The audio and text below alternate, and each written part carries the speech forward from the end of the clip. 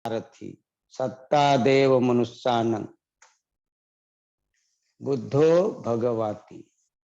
अर्थात अब क्या रह गया, हमने लगभग वंदना का आखिरी आ रहे हम लोग त्रिरत्न वंदना का, और वो है लोक विदु अनुत्तरो पुरुष दम्म सारथी।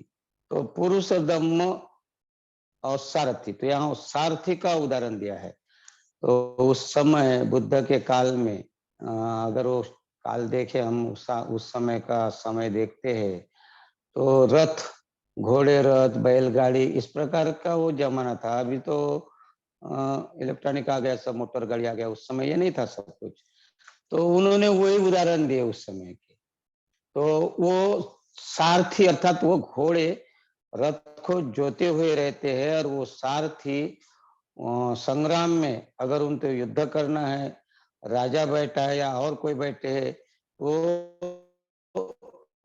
सारथी इतना निपुण होता था कि वो सबसे बचाकर और अपना भी वार करते थे और किधर रथ ले जाना है, इस प्रकार वो सारथी का बहुत बड़ा रोल रहता था, और वो अपने घोड़े को नियंत्रित करके रखता था। तो यहाँ उदाहरण वही दिया है कि जिस प्रकार एक सारथी अपने रथ को जोते हुए घोड़े को जिस प्रकार नियंत्रित रखता है, नियंत्रित करता है, उसी तरह सिद्धार्थ गौतम बुद्ध ने अपने मन को नियंत्रित किया था। कहते हैं कि मन को नियंत्रित करना, और मन ऐसा कहते कि मन कैसा है हमारा, फंदनं चप्पलं चित्तं दुरखं दुनिवारयं। बुद्ध कहते हैं कि ऐसा मन है हमारा कि फंदनं चप्पलं चित्तं दुरखं दुनिवारयं। अर्थात फंदन माने चंचल, चपड़, हमारा मन कैसा है, चपड़ है, चंचल है, और निवारण करने लिए दुरखं, रक्षा करने के लिए कठिन है। दु माने रक्षा, दु माने कठिन, रक्षा। तो बुद्ध कहते कि ऐसा मन है कि इधर उधर भागने वाला, और इसको कंट्रोल में करना, नियंत्रित करना बड़ा कठिन है।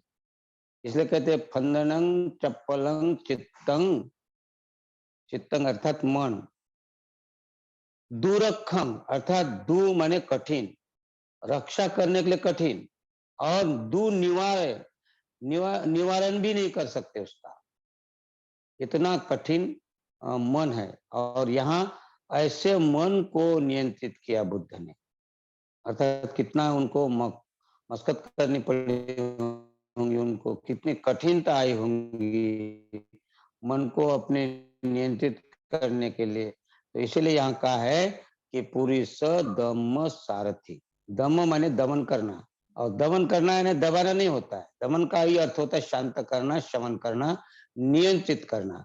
तो जिन्होंने अपने मन को नियंत्रित किया, ऐसे बुद्ध को हम नमस्कार करते, नमन करते हैं। इति पिछो भगवा, हम जो कहते हैं आज शुरुआत कहते हैं कि भगवान बुद्ध में क्या है, क्या क्या गुण है, वो एक एक गुण ऐसा, ये जो आखिरी का गुण है उसमें कि जिन्होंने अपने मन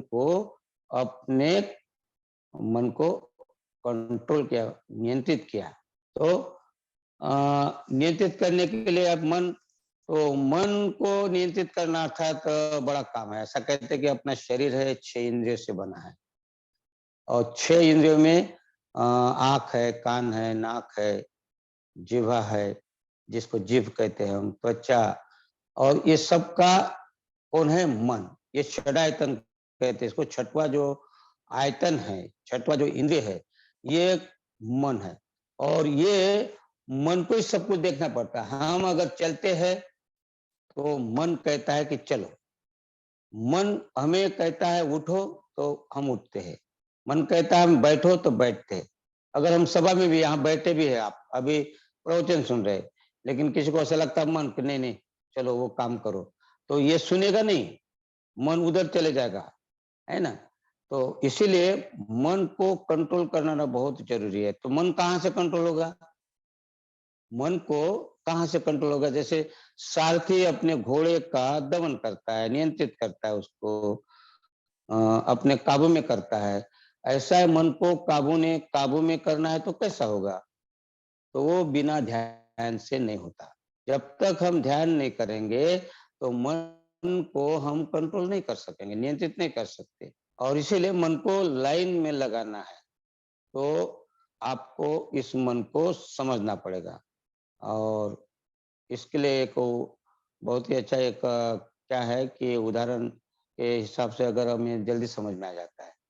तो एक बार क्या होता है, एक राजा अपने नगर के भ्रमण के लिए निकला, अपने रथ पर सवार होकर निकला और चलते-चलते एक बाजार जो भरा था, वहाँ बाजार में उसका रथ निकला। तो बाजार उठ रहा था, सभी शाम हो रही थी, सभी घर-घर जा रहे थे, व्यापारी सब बंद करके जा रहे थे और उस समय ये रथ वहाँ से निकला। तो एक आदमी एक डब्बी लेकर बैठा था, एक छोटी-सी डब्बी थी, डिब्बिया जिसको हम कहते हैं, जिसमें कोई कुछ छोटा सामान रखते हैं अपना, कोई तम्बाकू भी रखते हैं उसमें, छोटी-सी डब्बी रहती है वो, उसको अब हिंदी में उधर क्या बोलते हैं पता नहीं, डिब्बीज बोलते कि क्या है? क्या बोलते हैं उधर डिब्बी को बोलते? डब्बी बोलते? हुँ, तो डिब्बी बोलते हैं या डब्बी जो रहती है, तो वो लेकर बैठा था। तो राजा ने पूछा, "ये क्यों बैठा है अकेला? सब तो उठ कर जा रहे हैं, ये बैठा कैसा है?" तो जाकर वो सेना का एक ये एक सिपाही जाकर पूछता है, बोलते, "तुम क्यों बैठे? तुम क्यों नहीं जा रहे घर?" तो बोलते, "मेरा तो धंधा ही नहीं हुआ, मेरा कोई खरीदा ही नहीं है।" बोले, "तुम्हारे पास क्या है?" तो बोले, "ये डिब्बी है।" और "ये डिब्बी में क्या है?" तो बोलते, "डिब्बी के बारे में उसमें है, बोले वो एक राक्षस है उसमें।" राक्षस है? तो महाराज को बताने आए सिपाही, बोले ऐसा-ऐसा है वो।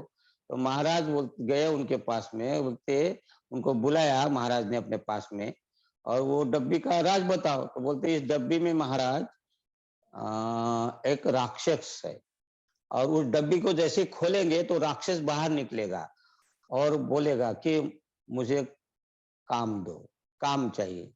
तो उसको काम देना पड़ेगा आपको, काम समझाना पड़ेगा, वो कोई भी काम करवा लो उससे।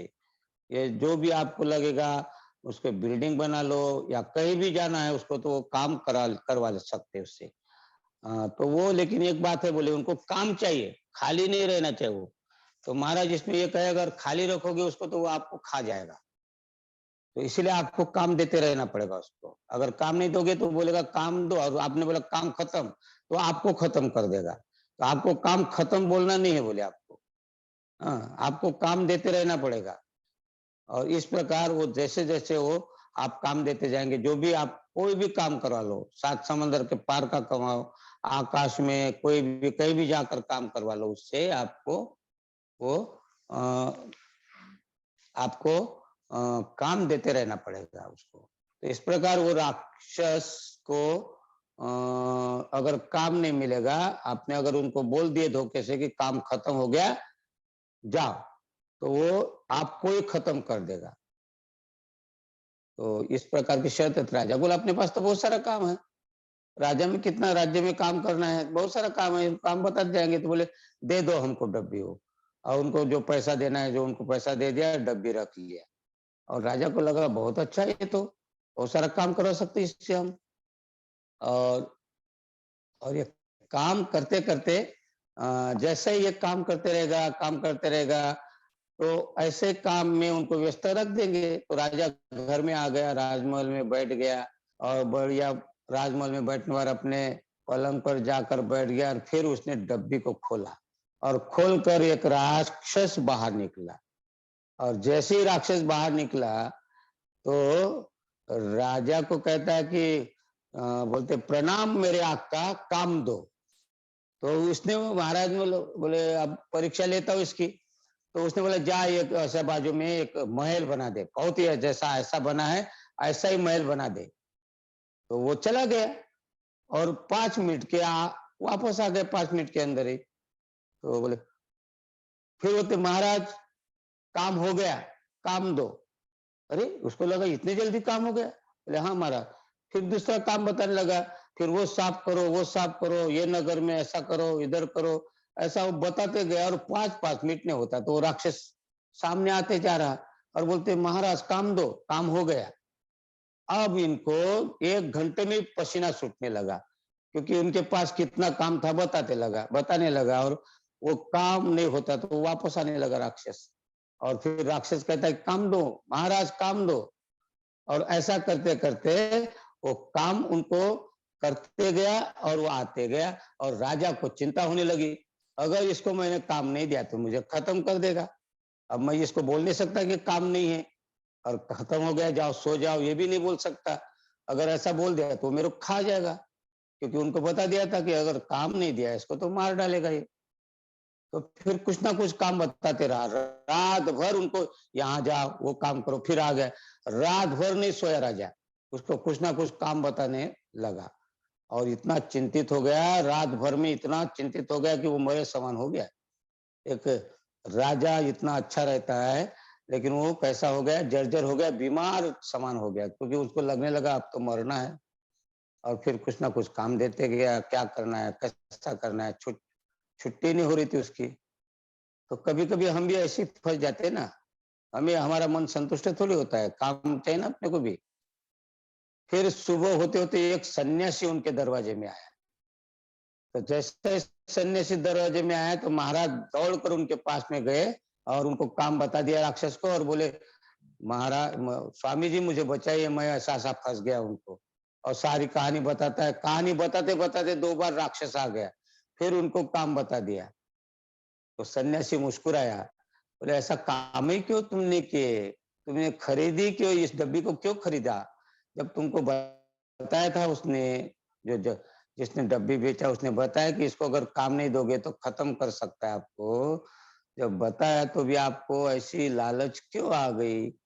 तो बोले अब क्या करूं स्वामी जी, ऐसा लगा कि इससे काम बताते जाऊंगा बहुत अच्छा हो जाएगा, अपने दरबार में बहुत सारे काम पड़े रहते हैं तो बहुत सारे काम कर सकते हैं, लेकिन ये नहीं मालूम था कि ऐसा ये करेगा। और वो आते गया। तो सन्यासी ने बोला ठीक है कोई बात नहीं, ऐसा करो अभी आएगा तो उनको बोलना एक बहुत बड़ा एक पोल बना के, खंबा बहुत बड़ा, एक ऐसा बहुत ऊंचा खंबा, कम से कम वो 1000 किलोमीटर का होगा, इतना बड़ा खंबा लाने के लिए बोलो, बोले उनको। बोले ठीक है। और फिर वैसे ही बोलता है तो उसको बोला जो जाओ उसको 1000 किलोमीटर का एक खंबा लेके आओ। और उसने 1000 किलोमीटर का एक खंबा ला कर दे दिया, और बोले काम बताओ। बोले उनको इसको अपने यहाँ गाड़ने के लिए बता दो, बोले उनको वो अपने महल के सामने दरबार के उसमें गाड़ने के लिए बता दो, कम से कम आधा मतलब 500 किलोमीटर गाड़ दो अंदर, ऐसा बता दो बोले उनको। तो उसने बोल दिया और वो गाड़ दिया उसने। गाड़ने गया जैसे, तो बोले अब उसको जैसे आएगा तो उनको बोलना कि इस खंबे पर चढ़ते जा और उतरते जा, चढ़ते जा उतरते जा, चढ़ते जा उतरते जा, जब तक मैं तुम्हें दूसरा आदेश नहीं दूं तब तक ये इस काम करना है। बोले ऐसा क्या, बोले ठीक है। सन्यासी की बात सुन लिया उन्होंने, फिर आ गया गाड़ कर खंबा, और राक्षस बोलता काम दो महाराज, खंबा गाड़ दिया गया। बोले अब ऐसा करो तुम उस खंबे पर चढ़ते जाओ और उतरते जाओ, चढ़ते जाओ और उतरते जाओ, बस चढ़ना और उतरना है, जब तक मैं तुमको दूसरा काम ना बताऊं तब तक ये काम करते रहना है, तुमको चढ़ना है उतरना है, चढ़ना है उतरना है, बाकी कोई काम नहीं करना है। और फिर वो राक्षस उसके ऊपर चढ़ने लगा, फिर उतरने लगा, चढ़ने लगा उतरने लगा। और फिर उनको लगा अरे अच्छा हो गया, राजा फिर बहुत ही अच्छा शांत हो गया, प्रसन्न हो गया। उनका बहुत बहुत धन्यवाद दिया सन्यासी का कि आपने मुझे बचाया, धन्यवाद आपका। और फिर इस प्रकार वो राक्षस भाई अभी तक शायद चढ़ ही रहा होगा, वो राजा मर भी गया होगा। तो कहने का मतलब यही है, ये मन हमारा वो राक्षस के समान ही है। अगर हम देखें तो हमारा मन इतना चंचल है, चपड़ है। फंदनं चपलं चित्तं दुरखं दुनिवारं, सचमुच में देखा जाए तो राक्षस के समान ही है। हाँ, कब हमें कब कहाँ गिरा देगा पता नहीं, कब डालेगा डुबा देगा पता नहीं। तो इसीलिए उनको हमें कंट्रोल में करना है, उनको ऐसा एक कार्य देना है, मन को नियंत्रित करना है कि बेटा उतरते जा और चढ़ते जा, बस तू। अभी तक हम उनके गुलाम हैं, क्योंकि हम उनके गुलाम हैं, लेकिन अभी हमको उनको गुलाम बनाना है। और इसीलिए हमें क्या करना है कि अपने मन को नियंत्रित करना है, और नियंत्रित करने के लिए हमें ध्यान करना पड़ेगा। बिना ध्यान से मन को हम नियंत्रित नहीं कर सकते और हमारे प्रज्ञा का विकास नहीं कर सकते, क्योंकि बुद्ध कहते हैं कि नत्थी जानंग अपयस्स। क्या कहते हैं?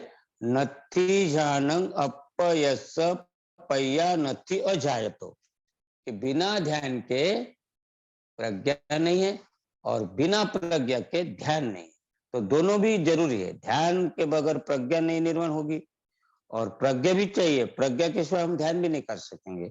तो हमें ध्यान पर ज्यादा ध्यान देना है और यही पुरुष दम्म सारथी, सारथी जिस प्रकार घोड़े को नियंत्रित करता है, रथ को जोते हुए घोड़े को नियंत्रित करता है, उसी प्रकार बुद्ध ने अपने मन को नियंत्रित किया है। ऐसे बुद्ध को मैं नमस्कार करता हूँ। ये बहुत बड़ा गुण है और ये ध्यान के कारण है। आप जब भी बुद्ध की मूर्ति देखेंगे तो बुद्ध बैठे हुए दिखेंगे, मुद्रा में दिखेंगे और उनके चेहरे में मुस्कुराहट रहेगी। हर इसमें आप देखेंगे तो उनके चेहरे में मुस्कुराहट है। आप फिर उनके कोई भी मुद्रा देखिए, और फिर जब जो ध्यान होता है, जब ध्यान में जो आदमी परिपक्व होता है, निपुण होता है, और उसके लिए है चरत भिक्खवे चारिकम, बहुजन हिताय बहुजन सुखाय लोकानुकंपाय अथा हिताय सुखाय देव मनुष्यानं माँ एक के दे अगमितं देशते भिक्खवे धम्मं आदि कल्याणं मध्य कल्याणं परियोसन कल्याण। और तब बुद्ध अपने शिष्यों को कहते हैं, जब ध्यान से हम लोग परिपक्व होते हैं, ध्यान में हम, ध्यान कौन सा ध्यान? तो दो प्रकार का ध्यान है। तो वो जो जब ध्यान में हम परिपक्वता निर्माण करते हैं, जैसे जैसे हमारा ध्यान परिपक्व होते जाता है तो वैसे वैसे हमारे अंदर हमें ऐसा लगता कि नहीं बैठना है, कहीं ना कहीं जाना है, प्रचार करना है, एक आदमी को समझाना है, दो आदमी को समझाना है। वो चुप नहीं बैठ सकता और जो ध्यान नहीं करता वो चुप बैठ सकता है। वो बोलेगा कि आओ बिहार में आओ, मैं तुमको यहाँ सब बताऊंगा। तो बुद्ध ने बिहार में बैठने के लिए भिक्षु को नहीं कहा है, वो तो प्रशिक्षित होने के लिए बिहार है। चरत भिक्खवे चारिकं, आपको चारिका करना है, घर घर में जाकर आपको धम्म का प्रचार करना है। जहां से आप भोजन मिला तो उनको भोजन दान उन्होंने किया, तो आपको भी धम्म दान देना है उनको। तो इसीलिए आपको एक जगह में बैठकर नहीं रहना है। तो इसी प्रकार ये ध्यान से बुद्ध निर्माण हुए और बुद्ध ही निर्माण नहीं हुए, बुद्ध ही निर्माण नहीं हुए, तो बुद्ध ने ये परंपरा शुरू की ध्यान से और इसीलिए ध्यान को ज्यादा महत्व दिया है। और इसके बाद बुद्ध ने अपने प्रवचन बहुत सारे दिए। अगर आप देखेंगे तो बुद्ध के बहुत सारे प्रवचन है। 45 वर्ष तक उन्होंने प्रवचन किए हैं, गांव गांव, नगर नगर, कस्बा कस्बा गए हैं और उन्होंने एक जगह बैठकर भी प्रवचन दिए हैं। लेकिन बुद्ध को मालूम था कि प्रवचन देने से लोग यहाँ बुद्धत्व को प्राप्त नहीं कर पाएंगे, तो उन्होंने अनेक प्रकार के विधियां दी अपने को। कभी कभी तो मौन बैठकर उन्होंने धम्म दे दिया और वो मौन में कहा कि आपको ध्यान ही करना पड़ेगा, प्रवचन से नहीं तो ध्यान करना पड़ेगा। एक विधि ध्यान की दी और ये ध्यान की विधि चलते चलते महाकश्यप को दी। फिर महाकश्यप को जिस समय बुद्ध ने ये ध्यान पद्धति दी तो कहा, क्या कहा, क्या कहा कि आपको ये महाकश्यप मैं जाने के बाद आपको ये ध्यान परंपरा कायम रखना है। जब आपका जाने का समय होगा तो आप किसी को ट्रांसफर कर देना, किसी को दूसरे को ट्रांसफर कर देना ताकि परंपरा रहे। प्रवचन चले जाएंगे, प्रवचन या किताबें ग्रंथ ये जो वचन है ये नहीं रहेंगे, लेकिन ध्यान की परंपरा आपको जीवित रखना है, वो हर समय जीवित रखना है। तो एक अगर ये आप चले जाएंगे तो आप जाते समय किसी उत्तराधिकारी कहते जिसको हम, तो उनको ट्रांसफर कर देना और उनको कहना कि आपको संभालना है और आपका समय आएगा तो आप दूसरों को ट्रांसफर करना है देखकर। तो इस प्रकार एक परंपरा, ध्यान की परंपरा कायम रखी।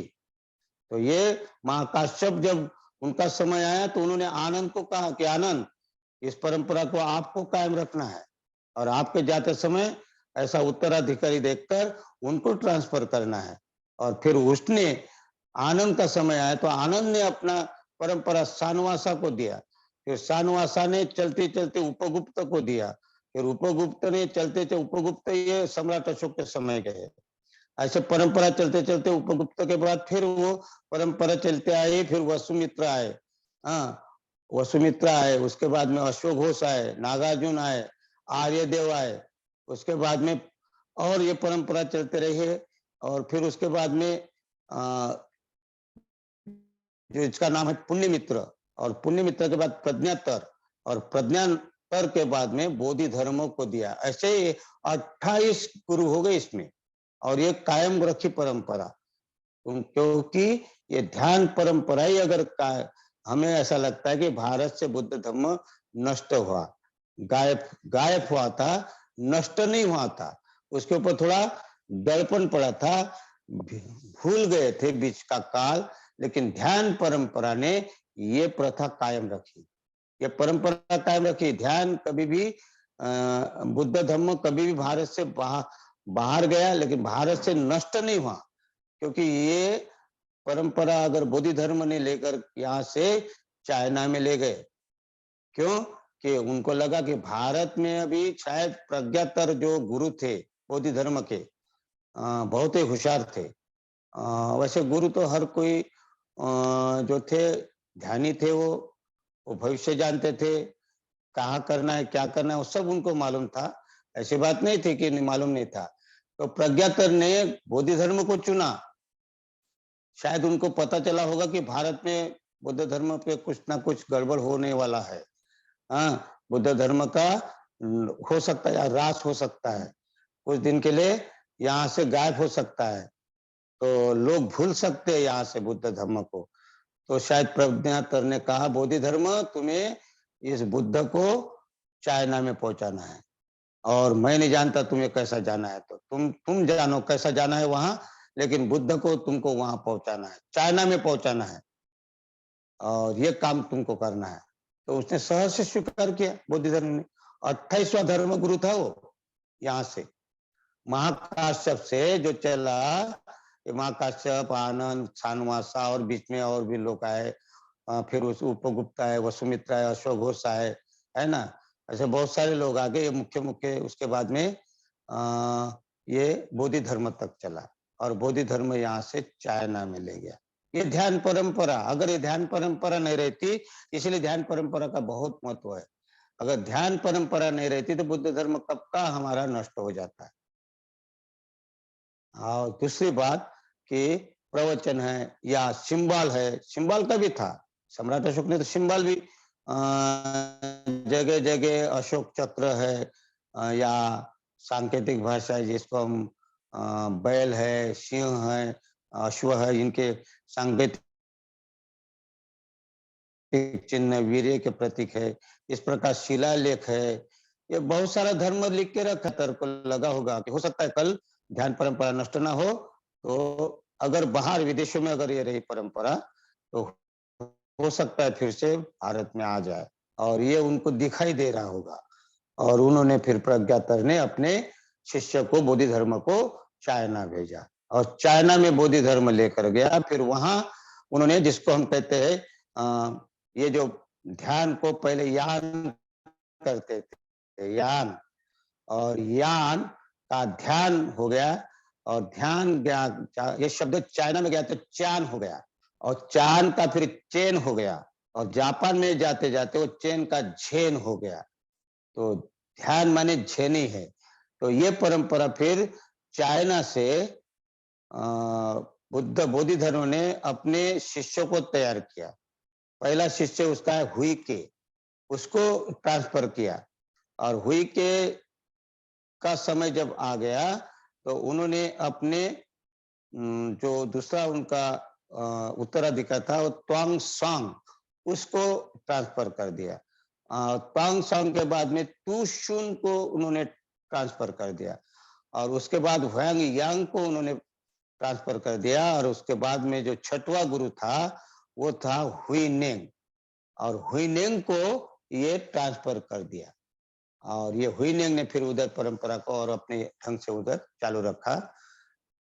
तो हुइनेंग आप सूत्र पढ़ते हैं, बुद्ध धर्म में आपको बहुत लोगों को नाम मालूम नहीं होगा हुइनेंग, लेकिन जो त्रिरत्न बौद्ध महासंघ से जुड़ा है उनको हुइनेंग के बारे में मालूम है, क्योंकि हम प्रज्ञा पारमिता सूत्र पढ़ते हैं और ये प्रज्ञा पारमिता सूत्र जो है ये प्लेटफॉर्म सूत्र है वज्रशेदिका वगैरह जिसको हम कहते हैं उसमें। तो ये जो परंपरा हुइनेंग का प्लेटफॉर्म सूत्र रहता है। तो आज जो पूज्य भंते उर्गेन संघ रक्षित और उनके हम त्रिरत्न बौद्ध महासंघ के जितने भी है उनका पुण्यनोदन करते हैं हम कि ये परंपरा अभी धम्मचारी है। पूज्य भंते उर्गेन संघ रक्षित का हम पुण्यनोदन करते हैं, ये परंपरा उन्होंने कायम रखी है। अगर आप देखें त्रिरत्न बौद्ध महासंघ ये ध्यान के बेस पर है कि आप सबसे पहले हम ध्यान पढ़ाते हैं हमें यहाँ जो भी धम्म मित्र है, धम्मचारी है, धम्म मित्र है, धम्म सहायक है, तो उनको भी हम जो सिखाते हैं तो ध्यान से शुरुआत करते हैं। तो ये ध्यान परंपरा ही हमें बुद्ध धर्म को कायम रख सकती है, बुद्ध धर्म का आगे बढ़ा सकती है और इसीलिए पूज्य भंते उर्गेन संघ रक्षित का बहुत बहुत पुण्यनोदन करते हैं हम, क्यों कि यह परंपरा ध्यान परंपरा से हमें यहाँ त्रिरत्न बौद्ध महासंघ का बेस बनाया।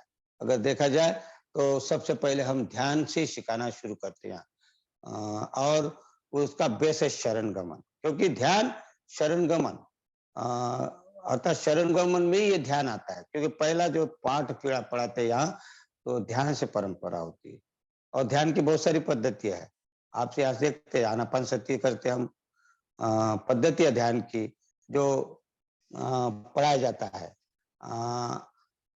लेकिन जो हमारे लिए जो है आनापान सती और मेत्ता भावना, ये जो ध्यान साधना शमत जिसको हम पहली जो शुरुआत करते हैं हम ये दोनों ध्यान साधना की शुरुआत करते हैं और इसीलिए अगर हमें अच्छा सारथी बनना है, पुरुष धम्म सारथी, बुद्ध ने भी आनापान सती से शुरुआत की थी और वही आनापान सती कहाँ शुरुआत की थी जब वो बोधिसत्व थे और एक जामुन के पेड़ पे नीचे बैठकर वो ध्यान किए थे उन्होंने आनापान सती, वहां से वो शुरुआत की थी उन्होंने और वही आनापान सती जब बुद्धत्व के समय उनको काम आया और इसलिए आनापान सती ये बहुत ही महत्वपूर्ण है। तो हमें अगर आगे बढ़ना है, बुद्धत्व का हमारे में विकास करना है, हमें बुद्ध बनना है, हमें तो ध्यान करना पड़ेगा और एक सारथी के अनुसार। तो ये गाथा हमें ये कहते हैं, क्या कहते हैं, फंदनं चपलं चित्तं दुरखं दुनिवारयं उजुंग करोति मेघावी, क्या कहते हैं, उजुंग करोति मेघावी, उजुंग करोति मेघावी उसुकारो तेजन, उसुकार अर्थात वो बाण बनाने वाला, उस समय तीर कमान का जमाना था, धनुष्य बाण का जमाना था। हाँ, तो तीर कमान का जमाना था तो उस समय का उदाहरण बुद्ध देते हैं कि जिस प्रकार एक बाण बनाने वाला तीर को सीधा करता है, बाण को सीधा करता है, उसी प्रकार हमको अपने मन को सीधा करना है, कंट्रोल करना है। हाँ, और कंट्रोल जब तक नहीं करेंगे तब तक हम नियंत्रित जब तक नहीं करेंगे तब तक हमारे मन में जो भी बातें भौतिक संसार में रहते हैं तो हम बुद्धत्व तक नहीं पा सकेंगे, बुद्धत्व तो दूर है, सोतापत्ति फल प्राप्त भी नहीं कर पाएंगे। तो हमें ध्यान परंपरा कायम करना है। तो इसीलिए यहाँ कहा है कि बुद्ध ने अपने मन को कंट्रोल किया, पुरुष धम्म सारथी, धम्म सारथी, धम्म सारथी नहीं धम्म सारथी, पुरुष धम्म सारथी, सत्ता देव मनुष्यानं बुद्धो भगवाती। यह संदेश क्या देते हैं कि वही आदमी जो अपने मन को कंट्रोल करेगा, नियंत्रित करेगा, वही सत्ता माने संसार, सारी दुनिया, सत्ता माने सारे दुनिया, सारे संसार, तो सिर्फ संसार में जो भी लोग हैं सबके लिए संसार का है या सत्ता।